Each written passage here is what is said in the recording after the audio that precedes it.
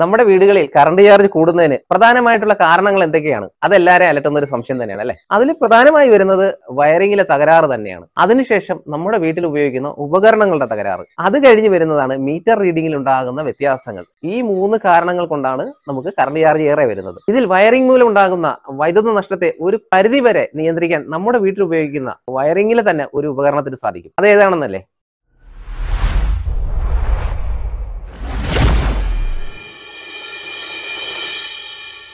നമസ്കാരം, ഞാൻ ബിജുവർജുൻ. B.S Electrical Solutionsന്റെ പുതിയൊരു വീഡിയോയിലേക്ക് സ്വാഗതം. നമ്മുടെ വീട്ടിലെ വയറിംഗിന്റെ തകരാറിലൂടെ വൈദ്യുതി നഷ്ടപ്പെട്ടാൽ അതെങ്ങനെ തിരിച്ചറിയാം? അതിനെ ഒരു പരിധി വരെ നമുക്ക് എങ്ങനെ നിയന്ത്രിക്കാം? അതിന് നമ്മുടെ വീട്ടിൽ ഉപയോഗിക്കുന്ന ഒരു ഉപകരണത്തിന് തന്നെ കഴിയുമെന്നും പറഞ്ഞു. ആ ഉപകരണം ഏതെന്ന് ഞാൻ പറയുമ്പോൾ നിങ്ങൾ വിചാരിക്കുക ഇത് ഇങ്ങനെ ഉപയോഗിക്കാൻ കഴിയുമോ എന്ന്. ആ ഒരു ഉപകരണത്തെ പരിചയപ്പെടുത്താം. ഇതാണത്.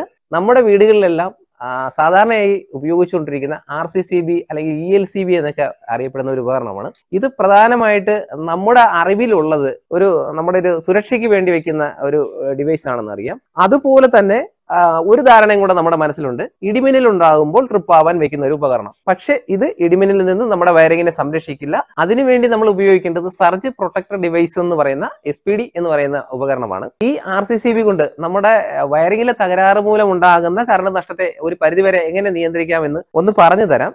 ഈ RCCBയിൽ തന്നെ 30 മില്ലി ആംപിയർ എന്ന് എഴുതിയിരിക്കുന്നത് ഈ RCCBയിൽ കൂടി കടന്നു പോകുന്ന കറണ്ട് 30 മില്ലി ആംപിയർ എങ്കിലും ഭൂമിയിലേക്ക് നഷ്ടപ്പെട്ട് കഴിഞ്ഞാൽ, അതിന് തുല്യമായിട്ടുള്ള ഒരു കറണ്ട് നഷ്ടപ്പെട്ട് കഴിഞ്ഞാൽ ഇത് ഓഫ് ആകുമെന്നാണ്. 30 മില്ലി ആംപിയർ എന്ന് പറയുന്നത് നമ്മുടെ മനുഷ്യ ശരീരത്തിലൂടെ കടന്നുപോയാൽ അപകടകരമാകാവുന്ന ഒരു കറണ്ടാണിത്. അപ്പോൾ നമ്മുടെ വയറിങ്ങിലെ തകരാറ് മൂലമാണ് ഈ വൈദ്യുതി നഷ്ടപ്പെടുന്നതെങ്കിൽ ഇതിനെ നമ്മൾ ആദ്യം തന്നെ നമ്മുടെ എനർജി മീറ്റർ കഴിഞ്ഞ് ഈ RCCB സ്ഥാപിക്കുകയാണെങ്കിൽ ഇതിലൂടെ കടന്നു പോകുന്ന കറണ്ട് ഒരു 30 മില്ലി ആംപിയറിന് തുല്യമായിട്ടുള്ള ഒരു കറണ്ട് ഭൂമിയിലേക്ക് കടന്നു പോകാൻ, അതായത് നഷ്ടപ്പെടാൻ സാധ്യത ആയി കഴിഞ്ഞാൽ ഈ ഉപകരണം ട്രിപ്പ് ആവും. അതായത് ഈ 30 മില്ലി ആംപിയർ എന്ന് പറയുന്നത് നമ്മുടെ ഒരു 7 വാട്ടിന് തുല്യമായിട്ടുള്ള ഒരു ലോഡ്, 7 വാട്ടിന്റെ ഒരു ബൾബ് കത്തിക്കിടക്കുന്നതിനൊക്കെ തുല്യമായിട്ട് വരും. ഏകദേശ കണക്ക് മാത്രമാണ്. അതിന് തുല്യമായിട്ടുള്ള ഒരു കറണ്ട് നമ്മുടെ വയറിങ്ങിലൂടെ നഷ്ടപ്പെട്ട് കഴിഞ്ഞാൽ ഈ RCCB ട്രിപ്പ് ആവും, ശരിയായ രീതിയിൽ ഇത് ഉപയോഗിക്കുകയാണെങ്കിൽ. അങ്ങനെയെങ്കിൽ 7 വാട്ടിന് തുല്യമായിട്ടുള്ള ഒരു വൈദ്യുതി അവിടെ നഷ്ടപ്പെടുകയാണെങ്കിൽ അപ്പോഴുണ്ടാകുന്ന നമ്മുടെ വൈദ്യുത നഷ്ടം എന്ന് പറയുന്നത് നമുക്ക് ഒരു മണിക്കൂറിൽ 0.007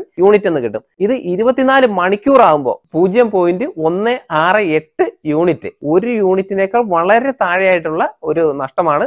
അങ്ങനെയാണെങ്കിൽ തന്നെ നമുക്ക് 2 മാസത്തെ ബില്ല് വരുമ്പോൾ ഉണ്ടാകുന്ന വൈദ്യുത നഷ്ടം എന്ന് പറയുന്നത് 10 യൂണിറ്റ് ആയിരിക്കും. ഈ 10 യൂണിറ്റ് എന്ന് പറയുന്നത് 60 ദിവസത്തേക്കാണ്. വയറിങ്ങിലെ തകരാറ് നമുക്ക് കണ്ടെത്താൻ കഴിഞ്ഞില്ലെങ്കിൽ പോലും 60 ദിവസത്തേക്കുള്ള ബില്ലില് 10 യൂണിറ്റ് കൂടി വരുന്നത് നമുക്കൊരു വലിയൊരു ബാധ്യതയായിട്ട് വരില്ല. നമ്മുടെ വീടുകളിൽ സ്ഥാപിക്കുന്ന RCCB ശരിയായി സ്ഥാപിക്കുകയാണെങ്കിൽ അതിലൂടെ പൂർണ്ണമായും നമുക്കൊരു വയറിംഗ് തകരാറിലൂടെ ഉണ്ടാകുന്ന വൈദ്യുത നഷ്ടത്തെ നിയന്ത്രിക്കാൻ കഴിയുമെന്ന് ഞാൻ അവകാശപ്പെടുന്നില്ല. എങ്കിലും നമുക്കുണ്ടാകുന്ന വലിയൊരു സാമ്പത്തിക ബാധ്യതയെ നമുക്ക് RCCB കൊണ്ട് തന്നെ കൺട്രോൾ ചെയ്യാൻ പറ്റും. ഇപ്പോഴത്തെ സാഹചര്യത്തിൽ KSEBയുടെ നിയമം അനുസരിച്ച് എല്ലാ വീടുകളിലും RCCB സ്ഥാപിക്കണമെന്ന് നിർദ്ദേശിക്കുന്നുണ്ട്.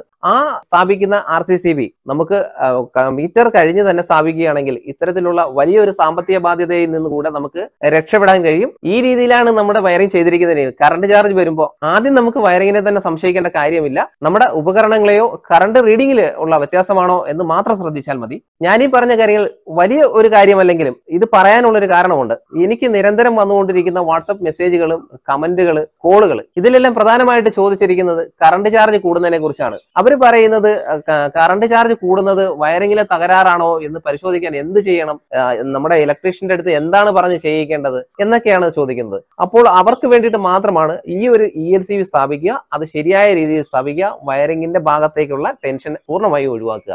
ഇനി ഈ RCCBയെ പറ്റിയുള്ള ഒരു ടിപ്പ് കൂടെ പറഞ്ഞുതരാം. നമ്മൾ വാങ്ങുന്ന ഒരു RCCB പുതിയതായിക്കോട്ടെ അല്ലെങ്കിൽ നമ്മളൊരു വീട്ടിലേക്ക് വെക്കാൻ പോകുന്ന RCCB ആയിക്കോട്ടെ, നമുക്ക് കറണ്ട് ഇല്ലാത്ത സാഹചര്യത്തിൽ എങ്ങനെ അതൊന്ന് ടെസ്റ്റ് ചെയ്യാം, അത് വർക്കിംഗ് ആണോ എന്ന് എങ്ങനെ ടെസ്റ്റ് ചെയ്യാമെന്ന് ഒരു ടിപ്പ് പറഞ്ഞുതരാം. അത് പ്രയോജനപ്പെടുത്താൻ പറ്റുന്നത് 30 മില്ലി ആംപിയർ ട്രിപ്പിംഗ് കറണ്ട് ഉള്ള RCCBകളിലാണ് പ്രധാനമായിട്ടും. നമുക്ക് ടെസ്റ്റ് ചെയ്യേണ്ട RCCBയിൽ നമ്മൾ അതിന്റെ ഫേസിലോ ന്യൂട്രലോ, ഇത് ഞാൻ 3 ഫേസ് ആണ് എടുത്തിരിക്കുന്നത്, ഏതായാലും ഫേസിലോ ന്യൂട്രലോ അതിന്റെ ഇൻകമറിലും ഔട്ട് ഗോയിങ്ങിലും നമ്മൾ ഓരോ വയർ ഇതേപോലെ കണക്ട് ചെയ്യുക. അതിനുശേഷം ഇതുപോലുള്ള ഒരു ബാറ്ററി എടുക്കുക. ഞാൻ എടുത്തിരിക്കുന്നത് AAA സൈസ് ബാറ്ററിയാണ് എടുത്തിരിക്കുന്നത്.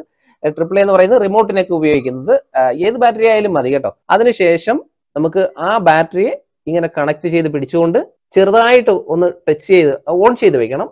ഓൺ ചെയ്ത് വെച്ചതിന് ശേഷം ചെറുതായിട്ട് ഒന്ന് ടച്ച് ചെയ്ത് നോക്കുക. അപ്പോൾ RCCB ട്രിപ്പ് ആവുന്നത് കാണാം. ഒന്നുകൂടി കാണിക്കാം.